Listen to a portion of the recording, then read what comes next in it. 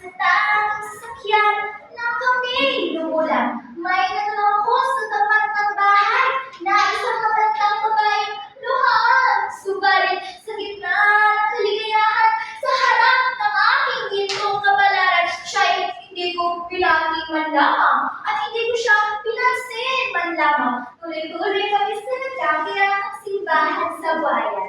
Kapwa taligayang nagsinuhod, kapwa sa maanang ata, sa pila at gintong masamyong dambana. Pagkakasayasiyan, ang mga kampana ay napihimpalak sa pagbabalita ng aming kasalang lubhang maharlika.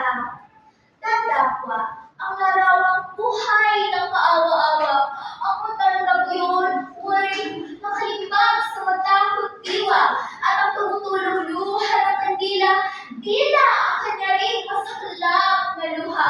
Gayunman, sa pilit ng kahanga-hanga at sakdal ng ganda ng isang puso ko'y di walang kahala, ang pagkabalisa at ang aking buthi tagling pinayapa. Natapos ang kasal. Maligayang bati, pero maanghang at sabi ng bigas at tinanggap namin pababa sa altar. Nang mga sandaling masakay na kami sa aming sasakyan, ay may alimasgas akong napakinggan. At aking natanaw, yun din matanda, ang ligid ng taong hindi magbabayaw. Ako'y itinulak ng hiwagang lakas na di mapigilan. At siya'y patakbong aking nilapitan. Nang kandungin ko na sa aking kandungan, sa matay ng pahit lahat, tuluha, tusan, kalungkutan, masuyong ng itin, maamong tinuruan. Bunso, paalam, ako, inamong suwing kapalaran.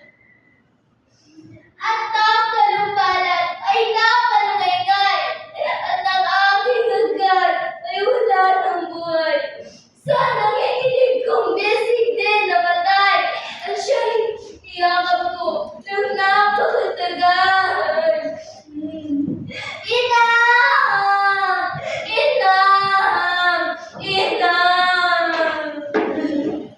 Ayaw nang balikan ng tibok ng puso sa hirap lumitaw. Kahit inilig ko na sa gana, luha ang kawawang bangkay.